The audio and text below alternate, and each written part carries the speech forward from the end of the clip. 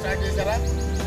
ఈరోజు మన లక్ష్మీనారాయణ రెడ్డి గారి పుట్టినరోజు వేడుకలు ఎన్సిసి గేట్ దగ్గర చాలా అంగరంగ వైభవంగా అరవింద స్కూల్ ముందు ఇంత బాగా జరుగుతున్నాయి. ఆయన ఇప్పుడు 54 సంవత్సరాలు కంప్లీట్ చేసుకుని 55 సంవత్సరాల వరకు అడుగు పెడుతున్న సందర్భంగా ఆయనకంతా మంచిగా జరగాలి.